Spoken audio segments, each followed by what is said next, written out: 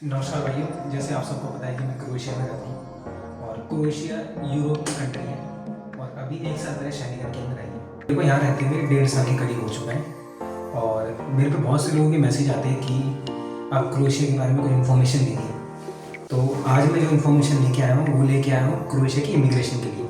मतलब जैसे आप इंडिया से आते हो, इंडिया से आप जैसे बोर्डिंग करते हो, वहाँ से जो क्रोएशिया तक का सफ़र होगा वो आप कैसे क्लियर कर सकते हैं, जो इमिग्रेशन के क्वेश्चन क्या होते हैं वो आपसे क्या पूछते हैं और उसके आंसर आपको किस तरीके से देने हैं। तो आज की वीडियो उसके ऊपर होगी पूरी की पूरी। मैं उम्मीद करूँगा कि आप सबकी इस वीडियो से बहुत हेल्प हो, क्योंकि भाई मैंने इमिग्रेशन बहुत बार क्लियर कर चुका हूँ, तो मेरे को उसका थोड़ा सा एक्सपीरियंस है। और जो लोग नए लोग आते हैं वो क्या करते हैं, थोड़े हेजिटेट हो जाते हैं, टेंशन ले लेते हैं कि क्या पूछेंगे क्या नहीं पूछेंगे। तो उस वजह से कभी कभी क्या होता है, लोग डिपोर्ट हो जाते हैं, क्रोएशिया से भी रहते हैं और जो दिल्ली एयरपोर्ट होता है और जो दूसरे एयरपोर्ट है वहाँ से उन्हें बोर्डिंग नहीं करने देते, क्योंकि उन्हें थोड़ा सा डाउट होता है कि ये जब इतना कॉन्फिडेंट नहीं है, नॉलेज है नहीं चीज़ों की, तो ये वहाँ जाके काम कैसे करेगा, सर्वाइव कैसे करेगा। तो बस यही क्वेश्चन होते हैं। तो मैं आपको आज इसके बारे में थोड़ी सी ब्रीफिंग दूंगा कि आप किस तरीके से इसको क्रैक कर सकते हैं। तो देखो भाई, मैं जहाँ से आया था, मैं दिल्ली एयरपोर्ट से आया था, ठीक है। तो मैं उसी का एग्जाम्पल लेके चलता हूँ। अगर जैसे दिल्ली एयरपोर्ट से आते हो तो वहाँ सबसे पहले आप जाते हो एयरलाइंस के पास आपकी बोर्डिंग के लिए, ठीक है। तो बोर्डिंग में क्या होता है, बोर्डिंग में जब आप जाते हो तो वो आपका पासपोर्ट, आपकी पीसीसी, आपका वर्क परमिट, आपका इंश्योरेंस, आपकी टिकट, तो ये चीज़ें सारी आपके पास होनी चाहिए, ठीक है, सबसे पहली बात। और दूसरी बात, आपका एम्प्लॉयर का नाम, आपका एम्प्लॉयर कौन है और आप कौन सी सिटी में जा रहे हो, तो ये चीज़ें आपको हमेशा याद रखनी है। और आप कौन सी डेजिग्नेशन के लिए जा रहे हो, कौन सी पोस्ट में, और आपके स्किल क्या है, ठीक है, ये चीज़ आपको हमेशा याद रखनी है। और अपना इंश्योरेंस हमेशा कैरी करना है आपको। और आप कहाँ पे रहते हो इंडिया के अंदर, इंडिया में क्या करा है, क्योंकि बहुत सी चीज़ें वो पूछ लेते हैं। अगर उनको थोड़ा सा डाउट होता है तो वो पूछ लेते हैं। अगर उनको लगेगा कि आपसे वो सेटिस्फाई नहीं है, कस्टम जो ऑफिसर होते हैं उनके पास भेजते हैं, वो फिर आपसे फिर क्वेश्चन पूछते हैं कि आप कितने पैसे कैरी कर रहे हो, आप कहाँ जा रहे हो, वो चीज़ें रिपीट होती हैं। मतलब वो एक अपने आप को सेटिस्फेक्शन करना चाहते हैं कि ये बंदा जेन्युइन है, ठीक है। क्योंकि आपको खुद को पता है यूरोप के जितने भी वीज़ा लगते हैं ज़्यादातर एजेंसी के थ्रू लगते हैं। तो जो एजेंसी के थ्रू वीज़ा लगते हैं वो सारा प्रोसेस एजेंसी करती है, हमें उसके बारे में ज़्यादातर पता नहीं होता। हम तो खाली जो एजेंट होते हैं एजेंट को पैसे दे देते हैं, पैसे देके वो सारा काम करवाते हैं। तो इसी वजह से वो जो बीच की लैक ऑफ नॉलेज होती है उसकी वजह से बहुत से लोग डिपोर्ट हो जाते हैं। तो जो भी आपका काम हो रहा है, आपका कौन सी कंपनी में जा रहे हो, आपको क्या काम करना है, आपका कितने घंटे काम है, आपको पर आवर कितना मिलेगा, तो ये आपको सारी चीज़ें हमेशा याद रखनी है, क्योंकि यहाँ भी आप सर्वाइव करोगे आके।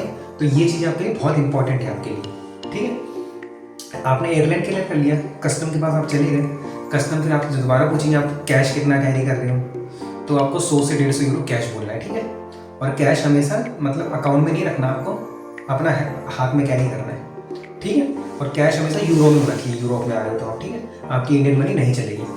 और सबसे बड़ी बात, अगर आप आ रहे हो तो एयरपोर्ट से कभी आपको मनी एक्सचेंज नहीं करानी, आप बाहर से एक्सचेंज करेंगे, क्योंकि एयरपोर्ट पे आपको रेट बहुत कम मिलता है। आपका कस्टम क्लियर हो गया, फिर आप जाओगे इमिग्रेशन में। इमिग्रेशन में जो मैं क्वेश्चन पूछता हूँ, सबसे पहली बात, इमिग्रेशन पे आप जाओगे तो आपकी बॉडी लैंग्वेज आपको अच्छी रखनी है, क्योंकि क्या होता है, बहुत से लोग आप गए होंगे इमिग्रेशन पे, तो वो क्या होता है, वो नीचे देखते रहते हैं ऐसे करके।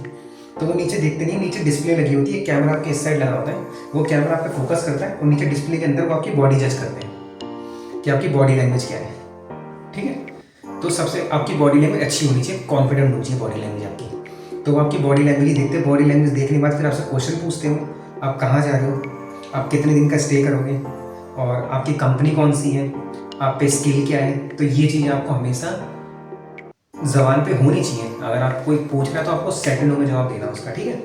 ये चीज़ें हमेशा अपने दिमाग में रखनी है आपको, आपके एम्प्लॉयर का नाम, आपकी कंपनी कौन सी है, और आप कौन सी जगह जा रहे हो, और आपके स्किल क्या है, ये चीज़ें हमेशा आपको याद रखनी है, ठीक है। फिर आप यहाँ से क्लियर कर दोगे, फिर आप फ्लाइट में आपकी बोर्डिंग हो जाएगी। जब प्लेन फ्लाई हो गया, फिर आपकी सारी चीज़, जहाँ भी आपका स्टे होगा, शारजा, दुबई, आपका कतर, तुर्की, जब आप क्रोएशिया पहुँच जाओगे, जब वहाँ पे इमिग्रेशन होगी तो वहाँ से भी आपसे सेम क्वेश्चन पूछे जाएंगे। सबसे पहली बात, आपका एम्प्लॉयर जेन्युइन होना चाहिए। जब भी आप वीज़ा लगवा रहे हो अपना एम्प्लॉयर देखो, एम्प्लॉयर जेन्युइन होना चाहिए। कभी कभी क्या होता है, जैसे ही आप यहाँ पे लैंड करोगे, जैसे इमिग्रेशन में जाओगे, तो इमिग्रेशन वाले आपसे क्वेश्चन बाद में पूछेंगे, पहले आपका जो एम्प्लॉयर है उसकी डिटेल चेक करेंगे।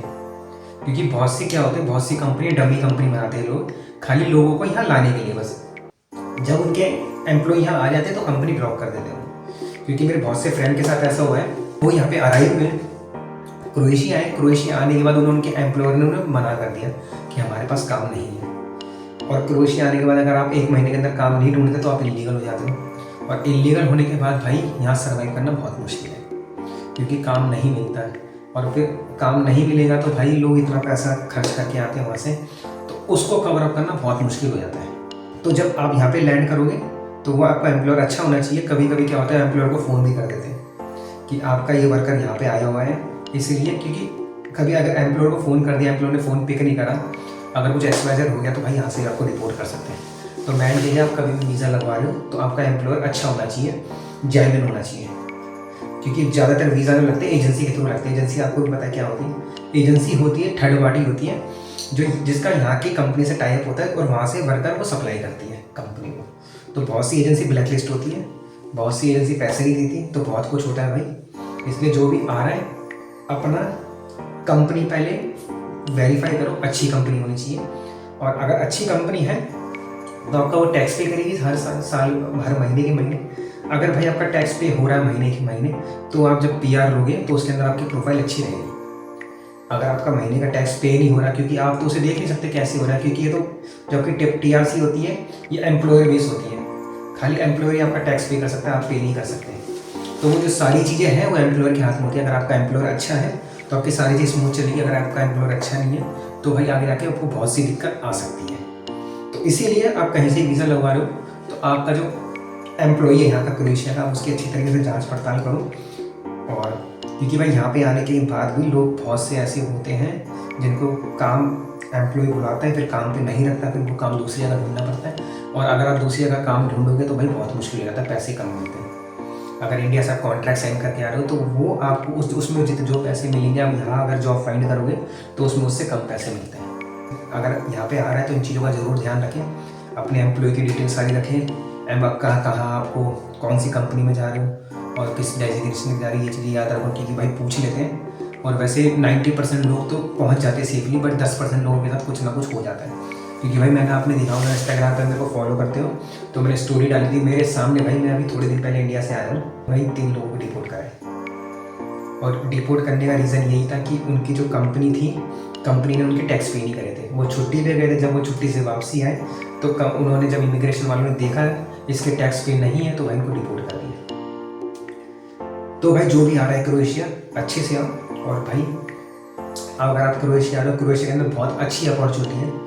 ये अगर कोई होटल इंडस्ट्री के अंदर है, कोई कंस्ट्रक्शन के अंदर है, कोई वेयर हाउस का काम जानता है, तो भाई आप बहुत अच्छे पैसे कमा सकते हैं। और अगर किसी को क्रोएशिया से आगे मूव होना है तो भाई पहले आओ, पहले काम करो, चीज़ें देखो पहले, क्योंकि आगे की जो कंट्री है उनके अंदर और भी बुरे हाल है। क्रोएशिया में तो आप थोड़े पैसे कमा लोगे, बट आगे जाके अगर आप इलीगल काम करोगे तो बहुत मुश्किल हो जाती चीज़ें, फिर चीज़ें आपके हाथ में नहीं रहती। तो इसलिए भाई जो भी मेरा भाई आ रहा है अच्छे से आओ, काम करो, पैसे कमाओ, बट एम्प्लॉयर अच्छा ढूंढो, क्योंकि एम्प्लॉयर अच्छा होना आपका बहुत ज़रूरी है।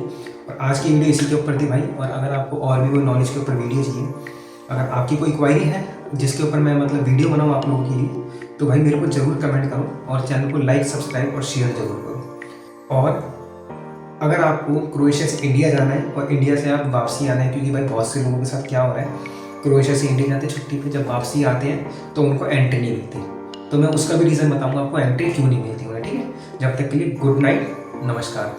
और भाई चैनल को लाइक करो, सब्सक्राइब करो, शेयर करो। Thank you.